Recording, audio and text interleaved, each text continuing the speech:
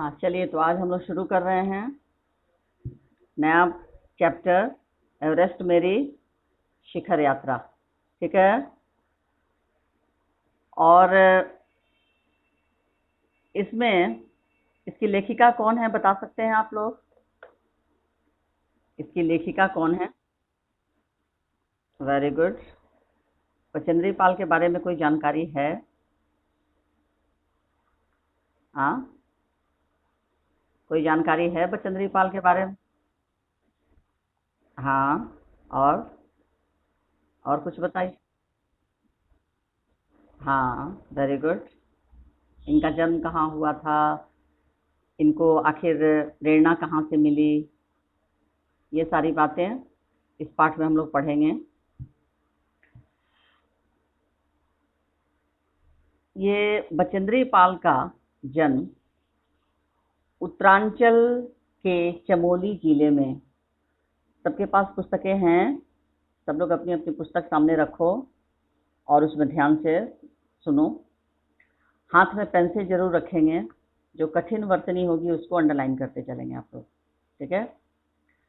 बचेंद्री पाल का जन्म उत्तरांचल के चमोली जिले में बम्पा गांव में 24 मई 1954 को हुआ। 24 मई 1954। बचेंद्री अपनी मां हंसा देई नेगी और पिता किशन सिंह पाल की तीसरी संतान हैं। अच्छा बच्चों, मुझे आप लोग ये बताइए, हैं का अर्थ क्या है? हैं हैं का अर्थ यानी बचेंद्री पाल अभी भी वो जिंदा है। Very good. यानी बचेंद्री पाल जो हैं अभी वो हम लोगों के बीच हैं। इसीलिए अगर वो नहीं रहती तो ये लिखा जाता कि वो तीसरी संतान थी। हाँ, माइक ऑफ करो सब लोग अपना। माइक ऑन है सबका, ऑफ करो। पिता पढ़ाई का खर्च उठाने में असमर्थ थे, अतः बचेंद्री को 8वीं से आगे की पढ़ाई का खर्च सिलाई कर कढ़ाई करके जुटाना पड़ा। यानी उनके पिता जो थे क्लास 8 तक ही इनकी पढ़ाई का खर्च दे पाने में सक्षम थे। उसके बाद उनके लिए, क्योंकि उनकी और भी 2 संतानें थी, तो 3 बच्चों को पालना उनके पिता के वश की बात नहीं थी। इसीलिए बचेंद्री को पढ़ने की बहुत इच्छा थी और इसीलिए बचेंद्री ने आगे की पढ़ाई लिखाई का अपना खर्च खुद निकाला। कैसे? सिलाई कढ़ाई करके। 10वीं पास करने के बाद बचेंद्री के प्रिंसिपल ने उनके पिता को उनके आगे की पढ़ाई के लिए सहमत किया। प्रिंसिपल जो थे वो उन्होंने देखा कि बचेंद्री को पढ़ाई में बहुत अच्छी पढ़ाई में भी अच्छी है, प्लस ठीक है कमियां हैं, लेकिन फिर भी अभावग्रस्त होते हुए भी उनके पिता को पढ़ाई के लिए सहमत किया प्रिंसिपल ने। बचेंद्री ने ऐसी विषम परिस्थितियों के बावजूद संस्कृत से एमए और फिर बीएड की शिक्षा हासिल की। सोचिए, ऐसी परिस्थिति के बाद भी उन्होंने एमए भी किया और बीएड भी किया।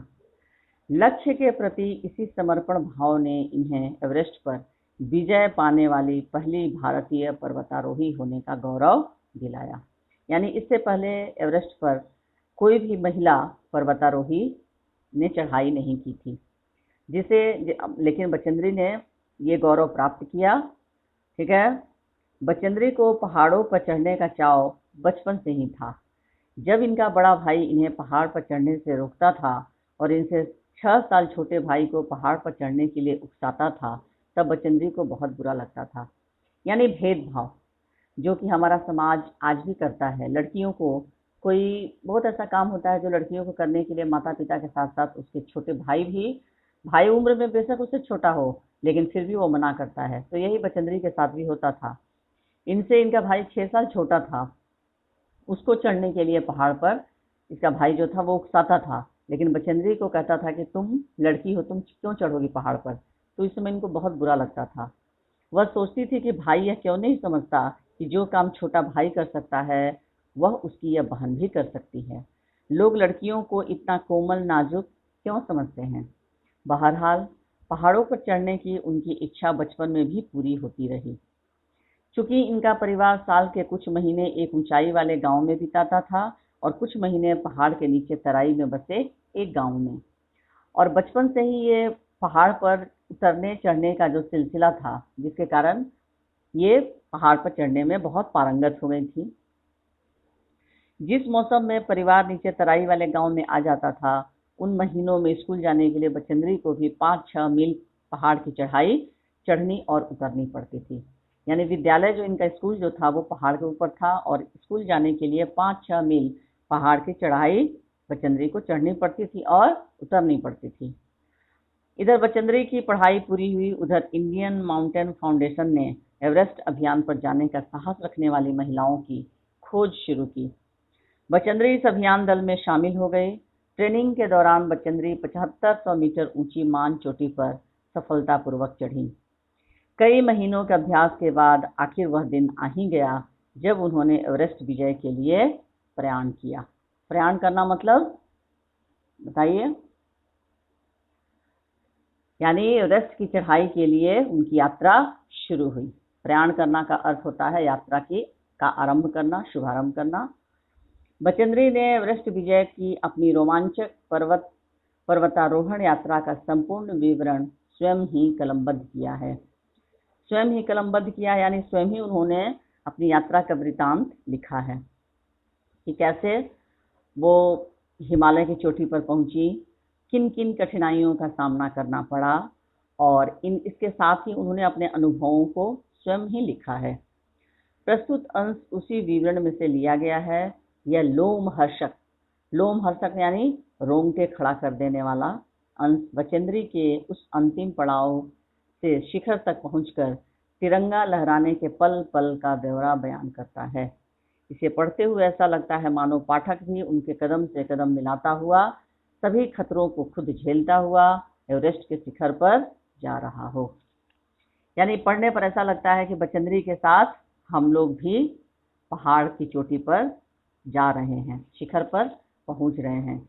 यानी पढ़ने के साथ ही यात्रा के दौरान जो कठिनाइयां बचेंद्री को झेलनी पड़ी या क्या क्या अनुभव हुए, वे हम पाठकों के नज़रों के सामने भी आ जाता है। ठीक है,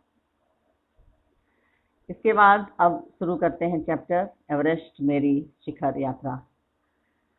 एवरेस्ट अभियान दल 7 मार्च को दिल्ली से काठमांडू के लिए हवाई जहाज से चल दिया। एक मजबूत अग्रिम दल बहुत पहले ही चला गया था, जिससे कि वह हमारे बेस कैंप पहुंचने से पहले दुर्गम हिमपात के रास्ते को साफ कर सके। बच्चों, सबसे पहले शब्दार्थ भी आप लोग देखिए।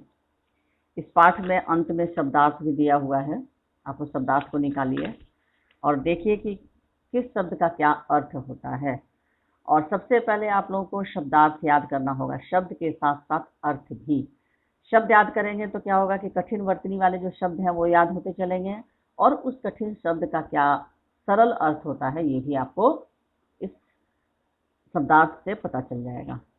अभियान का अर्थ होता है चढ़ाई, आगे बढ़ना या किसी काम के लिए प्रतिबद्धता, यानी किसी काम के लिए डेडिकेशन, जिसको इंग्लिश में डेडिकेशन बोलते हैं, प्रतिबद्धता। दुर्गम, जहां पहुंचना कठिन हो, कठिन मार्ग। हिमपात, बर्फ का गिरना। आकर्षित, मुग्ध होना, आकृष्ट होना। अवसाद, उदासी। ग्लेशियर, बर्फ की नदी। अनियमित, नियम विरुद्ध, जिसका कोई नियम न हो।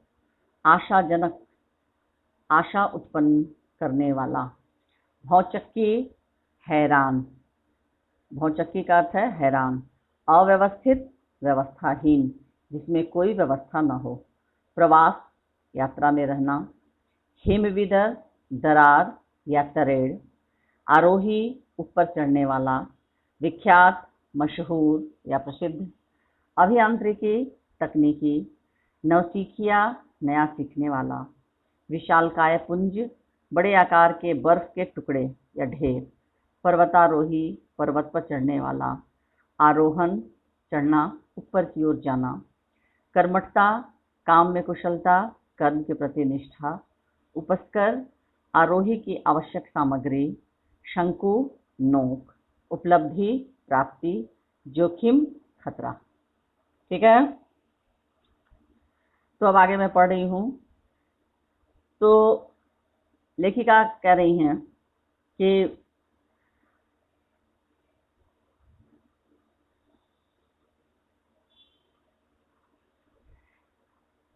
ये 7 मार्च को ये जो अभियान दल था, एवरेस्ट अभियान दल, दिल्ली से काठमांडू के लिए हवाई जहाज से चल दिया। यानी जो हवाई जहाज के द्वारा ये लोग चल दिए, कहाँ से? दिल्ली से काठमांडू के लिए, ये अभियान दल, यानी जिनको एवरेस्ट पर चढ़ाई करनी थी। एक मजबूत अग्रिम दल बहुत पहले ही चला गया था। इन लोगों से पहले एक दल पहले जा चुका था, अग्रिम यानी पहले। और उसका क्या काम था कि वह इन लोगों के पहुंचने से पहले बेस कैंप पर से पहले दुर्गम हिमपात के रास्ते को साफ कर सके। यानी रास्ते में जहाँ जहाँ बर्फबारी हुई थी, उन बर्फों को हटाकर और रास्ते को साफ कर सके, ताकि ये जो अभियान दल में जितने सदस्य थे, ये जब पहुंचे तो इनको किसी तरह की कठिनाई न हो। नमचे बाजार शेरपा लैंड का एक सर्वाधिक महत्वपूर्ण नगरीय क्षेत्र है। ये नमचे बाजार जो शेरपा लैंड का एक बहुत ही महत्वपूर्ण क्षेत्र है, अधिकांश शेरपा इसी स्थान पर यहीं के आसपास के गांवों में होते हैं। यह नमचे बाजार ही था जहां से मैंने सर्वप्रथम एवरेस्ट को निहारा। ये बचेंद्री पाल अपने बारे में बता रही हैं कि यह नमचे ही बाजार था जहां से सबसे पहले मैंने एवरेस्ट को देखा, जो नेपालियों में सागर माथा के नाम से प्रसिद्ध है। मुझे यह नाम अच्छा लगा। यानी एवरेस्ट को वहाँ के जो नेपाली थे तो किस नाम से जानते थे? सागर माथा। और लेखिका को यह नाम बहुत अच्छा लगा। ठीक है। एवरेस्ट की तरफ गौर से देखते हुए मैंने एक भारी बर्फ का बड़ा फूल, जिसको प्लूम कहते हैं, वो लेखिका ने देखा, जो पर्वत शिखर पर लहराता हुआ एक ध्वज सा लग रहा था। लेखिका ने क्या देखा कि एक बड़ा भारी बर्फ का फूल बना हुआ है और वो पर्वत शिखर पर लहरा रहा है और एक झंडे की तरह। तो कैसा वो झंडा कैसे बन गया था भाई पर्वत शिखर पर? मुझे बताया गया कि यह दृश्य शिखर की ऊपरी सतह के आसपास 150 किलोमीटर अथवा इससे भी अधिक की गति से हवा चलने के कारण बनता था, क्योंकि तेज हवा से सूखा बर्फ पर्वत पर उड़ता रहता था। बर्फ का यह ध्वज 10 किलोमीटर या इससे भी लंबा हो सकता था। लेखिका ने देखा तो उनको बताया गया कि सबसे ऊपरी जो हिस्सा है, एवरेस्ट का सबसे ऊपरी जो शिखर है, वो किसकी तरह निकला हुआ था? शंकु की तरह, एकदम नुकीला। और जब हवा चलती है तो 150 किलोमीटर की गति से जब हवा चलती है तो हवा अपने संग सूखे हुए बर्फ को लेकर उड़ती है, और वो बर्फ जाकर कहाँ टकराते थे? पर्वत के शिखर पर। और वही टकराते टकराते वो कितना लंबा बन गया था बताइए? एक बड़ा सा ध्वज जैसा बन गया था, 10 किलोमीटर या इससे भी लंबा। यानी 10 किलोमीटर लंबा लग रहा था कि कोई सफेद झंडा है जो लहरा रहा है। शिखर पर जाने वाले प्रत्येक व्यक्ति को दक्षिण पूर्वी पहाड़ी पर इन तूफानों को झेलना पड़ता था, विशेषकर खराब मौसम में। ठीक है। उसके बाद यह मुझे डराने के लिए काफ़ी था। लिखा कर रही है कि यह मुझे डराने के लिए काफ़ी था। क्या चीज़? क्या चीज़ डराने के लिए काफ़ी था? बताइए कोई।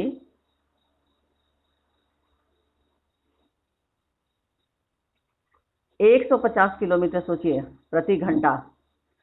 150, हाँ, 150 किलोमीटर प्रति घंटा की रफ्तार से वो तेज हवा जो चल रही थी, और उसी से लग रहा था कि एक झंडा बन गया है। कितना? 10 किलोमीटर या इससे भी लंबा। शिखर पर जाने वाले प्रत्येक व्यक्ति को दक्षिण पूर्वी पहाड़ी पर इन तूफानों को झेलना पड़ता था, विशेषकर किस समय? जब मौसम खराब हो जाता था। यह मुझे डराने के लिए काफ़ी था। फिर भी मैं एवरेस्ट के प्रति विचित्र रूप से आकर्षित थी और इसकी कठिनतम चुनौतियों का सामना करना चाहती थी। जब हम 26 मार्च को पेरिस पहुंचे, हमें हिमस्खलन के कारण हुई एक शेरपा कुली की मृत्यु का दुखद समाचार मिला। लेखिका बोलती हैं कि जब 26 मार्च को कहाँ पहुंचे ये लोग? पेरिस। तो हिमस्खलन का मतलब होता है पहाड़ों का धसकना। जब पहाड़ जो खिसक जाते हैं उसको कहते हैं हिमस्खलन। बर्फ बर्फ का मान लीजिए बहुत बड़ा एक पहाड़ जैसा है ना, और वो अचानक बर्फ वहां से खिसक गया। वहां जैसे जमीन कैसे होता है, लैंड स्लाइडिंग होता है ना, लैंडस्लाइड, उसी तरह बर्फ भी कभी कभी स्खलित हो जाते हैं, खिसक जाते हैं। तो उसके कारण क्या हुआ कि एक शेरपा कुली की मृत्यु का दुखद समाचार मिला। खुम्बू हिमपात पर जाने वाले अभियान दल के रास्ते के बाईं तरफ सीधी पहाड़ी के धसकने से लोहोत्सो की ओर से एक बहुत बड़ी बर्फ की चट्टान नीचे खिसक आई थी। 16 शेरपा कुलियों के दल में से एक की मृत्यु हो गई और 4 घायल हो गए थे। अब लेखिका यहाँ कह रही हैं कि 16 शेरपा कुली थे और उस दल में से एक की मृत्यु हो गई थी और 4 घायल हो गए थे। ये सारे शॉर्ट क्वेश्चन आप लोग के बन सकता है, ठीक है। इसको आप लोग अंडरलाइन करके रखें। शॉर्ट क्वेश्चन आप लोग को बनाना है। बात आ रही समझ में? अब आप लोगों को इस स्ट्रेंजर तक मैंने पढ़ाया। अब इसमें से आप लोग अंडरलाइन करने के लिए जिन जिन शब्दों को मैं बोल रही हूँ उसको आप लोग अंडरलाइन करें। सबसे पहले एवरेस्ट। सबके पास है ना पेंसिल? हाँ हाँ, सबसे पहले यहाँ एवरेस्ट को अंडरलाइन करो। उसके बाद काठमांडू, फिर उसके नीचे है अग्रिम, उसके बाद उसके नीचे है दुर्गम। दिख रहा है सबको?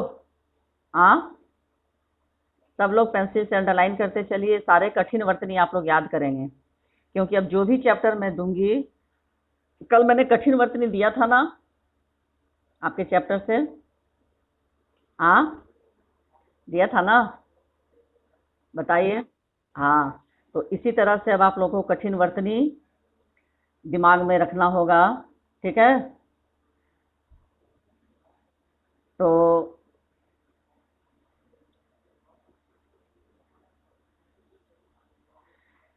उसके बाद सर्वाधिक अंडरलाइन करें, सर्वाधिक, फिर महत्वपूर्ण, सर्वाधिक के बाद महत्वपूर्ण, उसके बाद फिर नीचे आप लोग आते जाइए, सर्वप्रथम,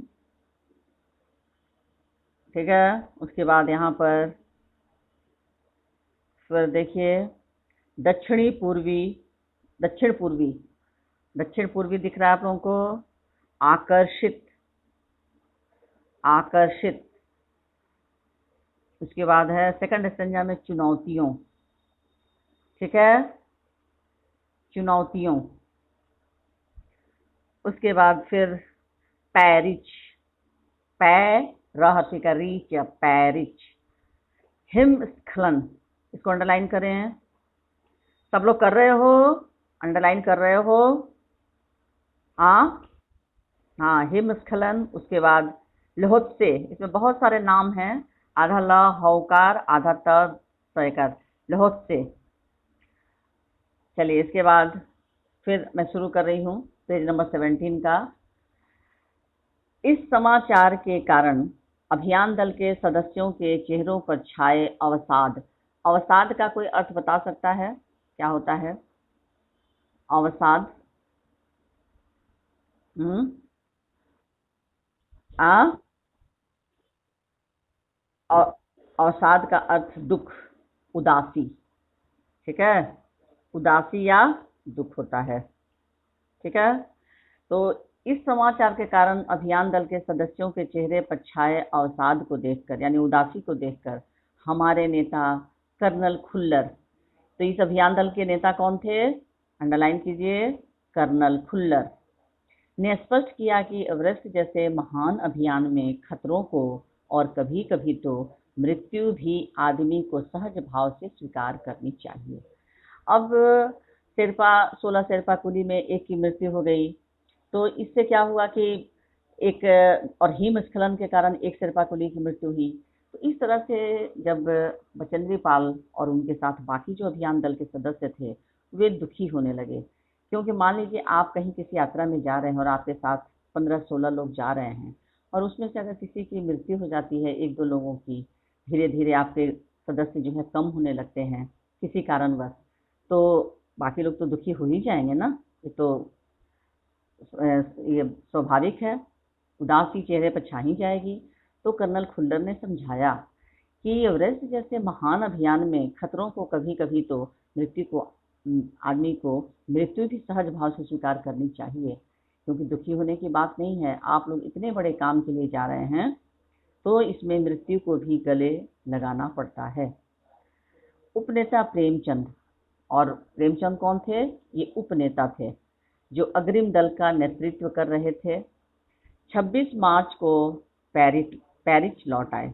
उपनेता प्रेमचंद जो अग्रिम दल का नेतृत्व कर रहे थे, यानी एक अग्रिम दल गया था ना सबसे पहले, क्यों गया था? ताकि दुर्गम हिमपात के रास्ते को साफ कर सके। तो उस दल का उपनेता कौन था? प्रेमचंद। जब ये दल पहुंच गया पीछे से, तब वो फिर वापस 26 मार्च को पेरिस लौट आए। उन्होंने हमारी पहली बड़ी बाधा खुम्बू हिमपात की स्थिति से हमें अवगत कराया। उन्होंने कहा कि उनके दल ने कैंप 1, पहला कैंप जो है वो कितने किलोमीटर ऊपर था? 6000 मीटर। इसको याद रखेंगे। कैंप 1 जो हिमपात के ठीक ऊपर है, वहां तक का रास्ता साफ कर दिया है। उन्होंने यह भी बताया कि पुल बनाकर, रस्सियां बांधकर, उन्होंने क्या क्या बताया? पुल बनाकर, रस्सियां बांधकर तथा झंडियों से रास्ता चिन्हित कर सभी बड़ी कठिनाइयों का जायजा ले लिया गया है। ठीक है। उन्होंने बताया, किसने बताया? उपनेता प्रेमचंद ने, कि पुल बनाकर, रस्सियां बांधकर तथा झंडियों से रास्ता चिन्हित कर सभी बड़ी कठिनाइयों का जायजा ले लिया गया है। उन्होंने इस पर भी ध्यान दिलाया कि ग्लेशियर बर्फ की नदी है और बर्फ का गिरना अभी जारी है।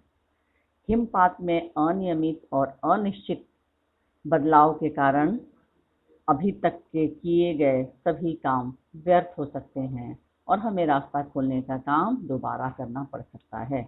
यानी उपनेता प्रेमचंद ने इन लोगों को बताया कि देखिए भाई, कि पुल बनाकर, रस्सियां बांधकर तथा झंडियों से रास्ता बना दिया गया है और सभी कठिनाइयों के बारे में जानकारी ले ली गई है, जायजा ले लिया गया, मतलब जानकारी ले ली गई है।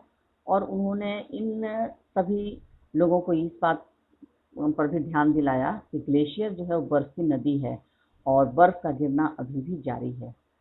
हिमपात में अनियमित और अनिश्चित बदलाव के कारण अभी तक के किए गए सभी काम व्यर्थ हो सकते हैं। उन्होंने बताया कि अभी तक जो भी काम किया गया है, यानी रास्ता साफ किया गया है, वो फिर दोबारा करना पड़ सकता है, क्योंकि अभी भी बर्फ गिरने का काम जो है वो जारी है। बेस कैंप में पहुंचने से पहले हमें एक और मृत्यु की खबर मिली। अब यहाँ लेखिका कह रही हैं कि बेस कैंप में अभी हम लोग पहुंचे भी नहीं थे, उससे पहले एक और मृत्यु की खबर मिली। जलवायु अनुकूल न होने के कारण एक रसोई सहायक की मृत्यु हो गई थी। अब जलवायु जो है, मान लीजिए जो व्यक्ति पर्वत पर पहली बार जा रहा है, वहाँ बहुत तेज हवा, गिरता हुआ बर्फ, इन सब से ऐसा भी हो सकता है कि जो कमज़ोर शरीर वाले व्यक्ति हैं उनकी मृत्यु हो सकती है। तो यहाँ पर जलवायु अनुकूल न होने के कारण एक रसोई सहायक जो था उसकी भी मृत्यु हो गई थी। निश्चित रूप से हम आशाजनक स्थिति में नहीं चल रहे थे। एवरेस्ट शिखर को मैंने पहले 2 बार देखा था, लेकिन एक दूरी से। बेस कैंप पहुंचने पर दूसरे दिन मैंने एवरेस्ट पर्वत तथा उसकी अन्य श्रेणियों को देखा। मैं भौचक्की होकर खड़ी रह गई और एवरेस्ट, लोहत्से और नुत्से की ऊंचाइयों से घिरी बर्फीली टेढ़ी मेढ़ी नदी को निहारती रही। अब लेखिका करें कि एवरेस्ट शिखर को मैंने पहले 2 बार देखा था, लेकिन एक दूरी से। लेकिन बेस कैंप पहुंचने पर दूसरे दिन मैंने एवरेस्ट पर्वत तथा उसकी अन्य श्रेणियों को देखा। मैं भौचक्की होकर खड़ी रह गई और एवरेस्ट, लोहत्से और नुत्से की ऊंचाइयों को से घिरी बर्फीली टेढ़ी मेढ़ी नदी को निहारती रही। हिमपात अपने आप में एक तरह से बर्फ के खंडों का अव्यवस्थित ढंग से गिरना ही था। यानी हिमपात किसे कहते हैं? अगर प्रश्न आता है 1 नंबर का कि हिमपात क्या है या कैसे, किसे हिमपात से क्या समझते हो, तो आपका जवाब होगा कि हिमपात एक तरह से बर्फ के खंडों का अव्यवस्थित ढंग से गिरना होता है। यानी बर्फ का अव्यवस्थित, यानी व्यवस्थित तरीके से नहीं, जो बर्फ गिरता है उसको ही हिमपात कहते हैं। हमें बताया गया कि ग्लेशियर के बहने से अक्सर बर्फ में हलचल हो जाती है, जिससे बड़ी बड़ी बर्फ की चट्टानें तत्काल गिर जाया करती हैं करती थी और अन्य कारणों से भी अचानक प्रायः खतरनाक स्थिति धारण कर लेती थी। अब लेखिका कह रही हैं कि बड़ी बड़ी बर्फ की चट्टानें जब गिर जाती थी और क्या होता था कि अचानक बहुत ही खतरनाक स्थिति धारण कर लेती थी। सीधे धरातल पर दरार पड़ने का विचार और इस दरार का गहरे चौड़े हिमविदर में बदल जाने का मात्र ख्याल ही बहुत डरावना था। लेखिका कह रही है कि अचानक बर्फ जमीन पर गिरा हुआ है, जैसे पहाड़ पर गिरा हुआ है, और फिर लगता था कि अचानक वो गहरे गड्ढे के रूप में परिवर्तित हो जाता था और यह सोचकर ही लेखिका डर जाती थी। इससे भी ज्यादा भयानक इस बात की जानकारी थी कि हमारे संपूर्ण प्रवास के दौरान हिमपात लगभग 1 दर्जन आरोहियों और कूलियों को प्रतिदिन छूता रहेगा। यानी 1 दर्जन आरोही थे। आरोही मतलब पर्वत पर जो चढ़ने वाले होते हैं उनको आरोही कहते हैं, और कूली जो सामान ढोने का काम कर रहे थे, क्योंकि आरोहियों के पास जो पर्वत पर चढ़ते हैं उनके पास तो सामान भी हो जाता है ना, सांस लेने का सिलेंडर हो जाता है, क्योंकि जैसे जैसे हम ऊंचाई पर चढ़ेंगे ऑक्सीजन की कमी होती जाएगी, इसलिए पर्वतारोहियों को अपने साथ ऑक्सीजन भी लेकर चढ़ना होता है। तो लेखिका वही कह रही हैं कि ये इतना भयानक, ये जो बर्फ गिर रहा है, ये 1 दर्जन आरोहियों और कूलियों को प्रतिदिन छूता रहेगा। दूसरे दिन नए आने वाले अपने अधिकांश सामान को हम हिमपात के आधे रास्ते तक ले गए। डॉक्टर मीनू मेहता ने हमें एल्युमिनियम की सीढ़ियों से अस्थायी पुलों को बनाना, लट्ठों और रस्सियों का उपयोग, बर्फ की आड़ी तिरछी दीवारों पर रस्सियों को बांधना और हमारे अग्रिम दल के अभियांत्रिकी कार्यों के बारे में हमें विस्तृत जानकारी दी। अब डॉक्टर मीनू मेहता, उन्होंने इन लोगों को बताया कि एल्युमिनियम की सीढ़ियों से कैसे अस्थायी पुल बनाना होता है, लट्ठों और रस्सियों का प्रयोग कैसे किया जाएगा, बर्फ की आड़ी तिरछी दीवारों पर रस्सियों को कैसे बांधा जाएगा, ये सारे अग्रिम दल के अभियांत्रिकी कार्यों के बारे में विस्तृत जानकारी दी। सारे सदस्यों को किसने जानकारी दी? डॉक्टर मीनू मेहता। तीसरा दिन हिमपात से कैंप 1 तक सामान ढोकर चढ़ाई का अभ्यास करने के लिए निश्चित था। अच्छा बच्चों, ये मैं पढ़ने से पहले आप लोगों को एक बार और बता दूं, आप लोगों को नारा लेखन के लिए कहा गया था ना? हाँ, कहा गया था ना? तो आप लोग नारा लेखन अभी तक शुरू नहीं किए हो? हाँ, नारा लेखन के बारे में मैंने आप लोगों को समझा दिया था, क्योंकि आपका एक प्रोजेक्ट है। ये ऐसे नहीं, इंटरटेनमेंट के लिए नहीं मैं बोल रही हूँ, ये प्रोजेक्ट है और पूरे साल में 2 प्रोजेक्ट बनेंगे। और ये निश्चिंत रहिए आप लोग कि अब आपका स्कूल तो अभी खुलने वाला है नहीं, ये ऑनलाइन ही अभी पढ़ाई होगी और जो कुछ भी होगा आप लोग को प्रोजेक्ट वगैरह ऑनलाइन ही बनाकर भेजना है। तो आप लोग नारा लेखन जो है, मैं 10th क्या किसी भैया का कुछ भेज दूँ आप लोगों को, ताकि कुछ आइडिया मिले आप लोगों को? अच्छा ठीक है, भैया लोग जो पीपीटी बनाए हैं किसी भी चैप्टर का, वो मैं भेज दूंगी, उसको तुम लोग देख लेना और देख कर फिर थोड़ा आइडिया लेकर और फिर तुम लोग नारा, क्योंकि उसमें बहुत बच्चे मिलकर बनाए हैं एक साथ, ठीक है? तो कैसे मिलकर बनाना है ये तुम लोग अपना बनाओगे। और इसको अब तुम लोग को मैंने 15 दिन का समय दिया है, तुम लोग जल्दी करो, ठीक है?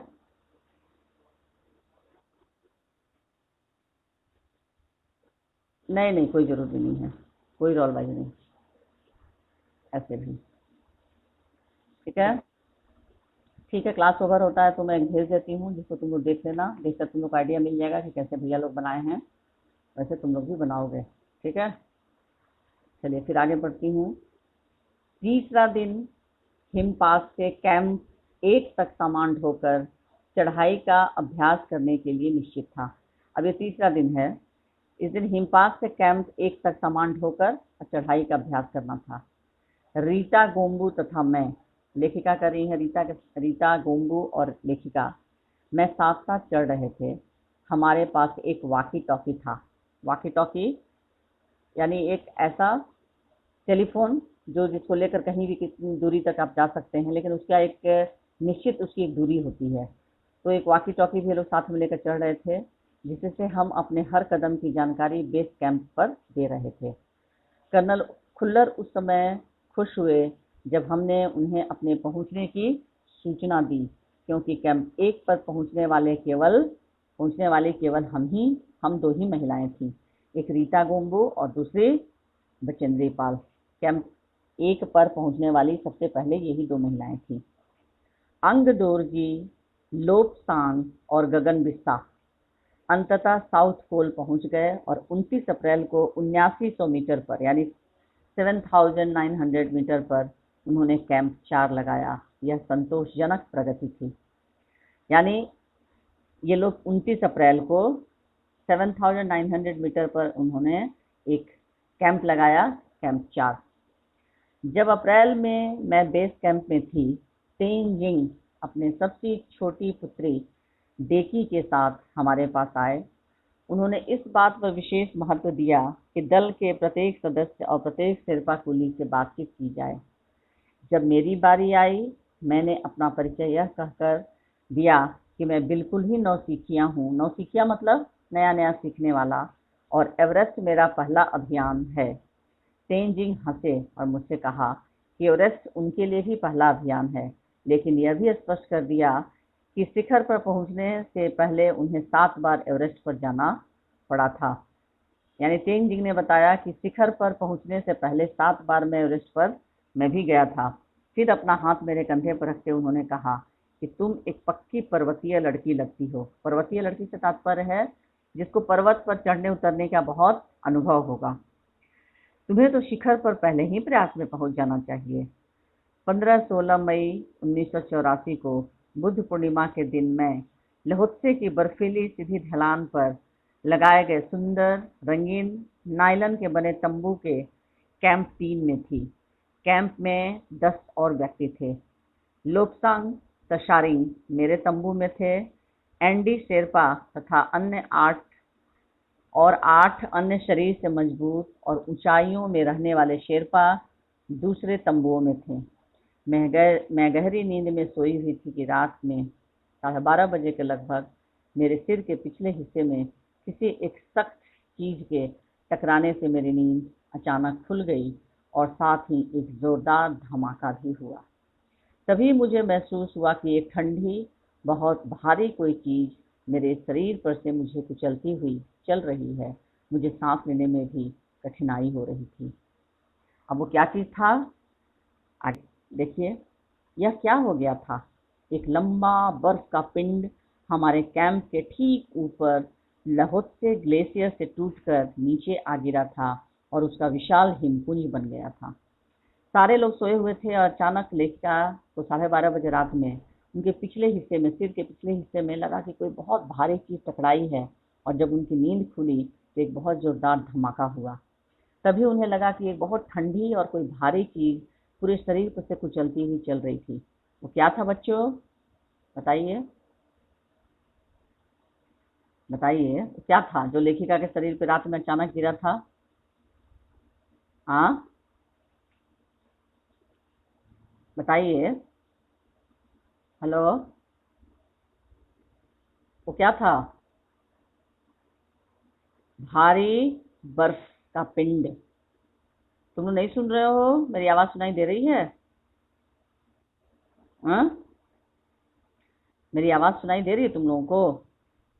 एक बड़ा भारी बर्फ का,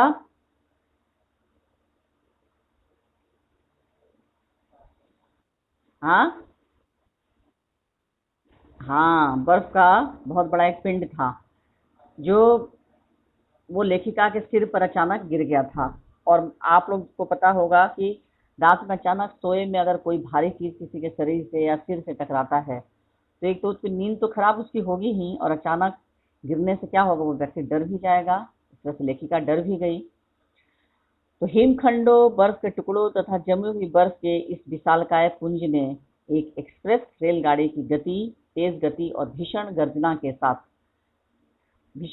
के साथ सीधी ढलान से नीचे आते हुए हमारे कैंप को तहस नहस कर दिया। यानी कैंप जो लगता है वो क्या चीज का बना होता है, कोई बता सकता है? पहाड़ पर जो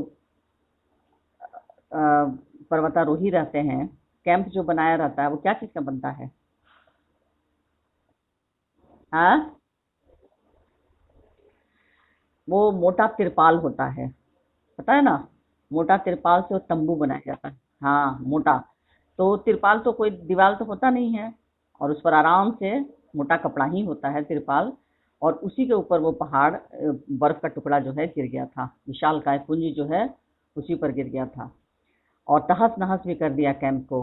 वास्तव में हर व्यक्ति को चोट लगी थी। यह एक आश्चर्य था कि किसी की मृत्यु नहीं हुई।